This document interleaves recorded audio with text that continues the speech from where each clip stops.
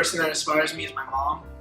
She's been through a lot, from surgery to dealing with 3 kids who make her life a living hell. She always, just pulls through it.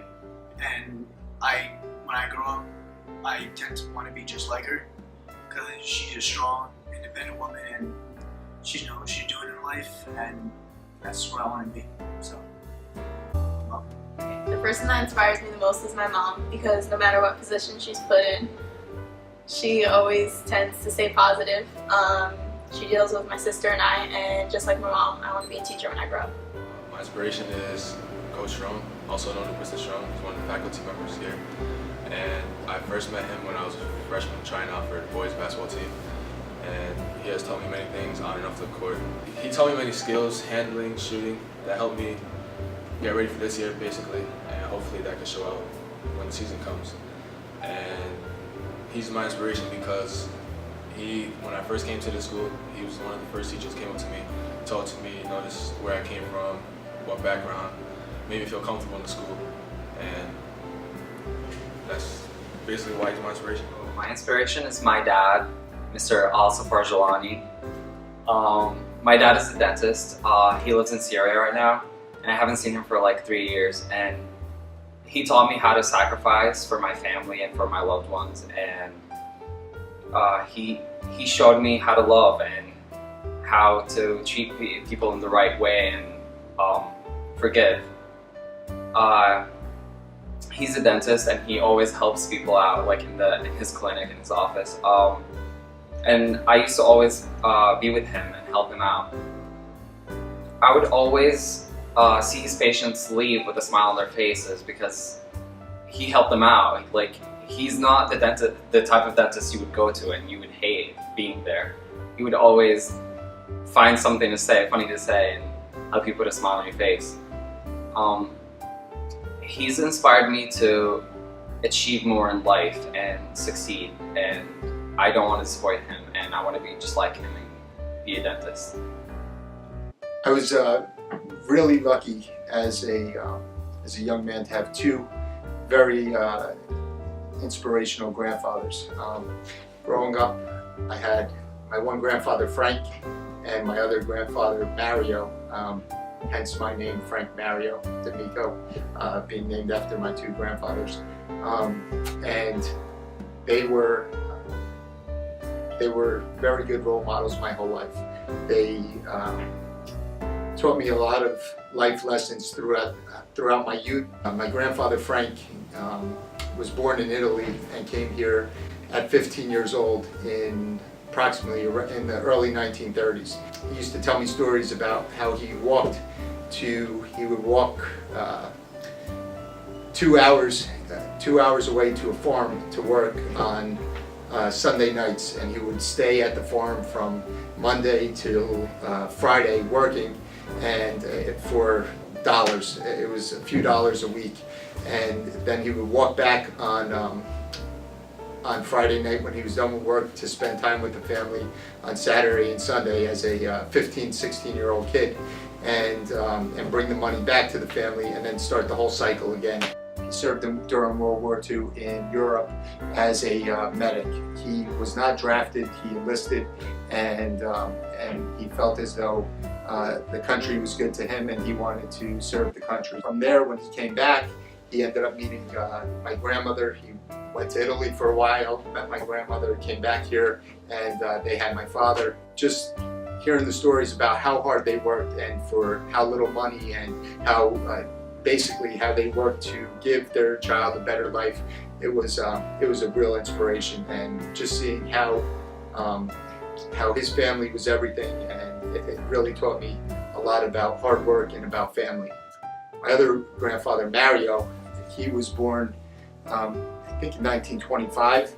He was born here in America, in Newark actually. He grew up in Newark, and his parents were Italian immigrants as well. I remember the stories that my grandfather used to tell me about his youth and in Newark, and how his parents provided for him, and they were working towards the American dream. My grandfather, his mother passed away while he was maybe 16 years old while he was in high school, and you know, it was a tough thing for him that he had to go through. And immediately after that, he was drafted and served in the Marine Corps during World War II as well. And he served in Okinawa during some of the most intense fighting of World War II. He was shot. He was also injured 2 times, received the Purple Heart. He would tell stories about it, and honestly, he would not talk about war most of the time. I was very curious, and I would ask him questions, and he would always tell me that, you know, Frank, this is not something that I want to discuss with you. Basically, I serve my country. We work towards protecting the freedoms of America, and you know, he was always a real honorable guy, and a lot of the lessons that I learned from him about humility, about hard work, about pride, they really set in. After serving in the Marines, after serving in World War II, he came back, and as I said earlier, his mother passed away when he was young. He had younger siblings, so when he came back, he was actually planning. He had already enrolled in Montclair State to go into the education program prior to being drafted and going into the Marines.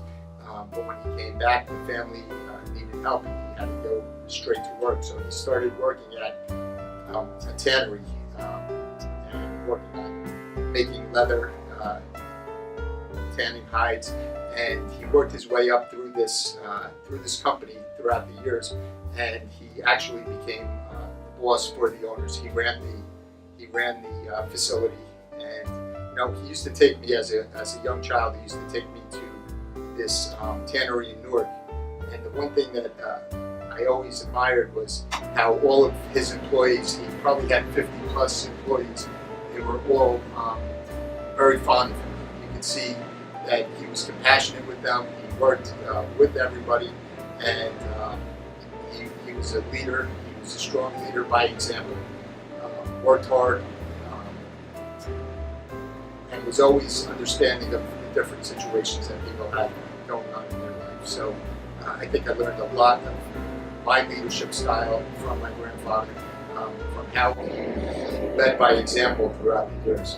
My grandmother, Lois, his wife, developed Parkinson's disease. She was diagnosed with Parkinson's disease at a young age. She was in her early 50s, I believe, when she was diagnosed. And my grandfather, all along, she lived with Parkinson's disease for over 20 years. And all along, my grandfather made it his life's task to take care of my grandmother. And to see how he was so selfless, he never thought about himself. It was always about what he could do to help my grandmother, to help the family, and actually both of my grandfathers were like that. It was always family first. What could I do to help others? Put others before yourself. And those were a lot of the lessons that I learned through their leadership, through just being, just leading by example. You know, my grandfather was one. He's very, very humble. We never talk about his accomplishments. We never talk about anything without, you know, always downplay all of his successes and all the things that he accomplished throughout his life. Basically, you know, I was very lucky my whole life to have these two men as such positive role models, and you know, I try to incorporate that through all my dealings with my students, with my own children, teach my children the lessons that were taught to me through the years by my grandfathers, the lessons of humility, the lessons of hard work, the lessons of, most importantly, what I feel to be most important is compassion and giving yourself to others, and to really be able to walk in their shoes, see what they're experiencing, and help them through some tough and difficult times, and just being there for people when they need it.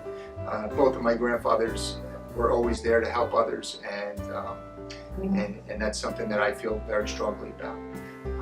They really shaped the man that I've become, and I'm so happy and so proud to have two men like that to look up to my whole life.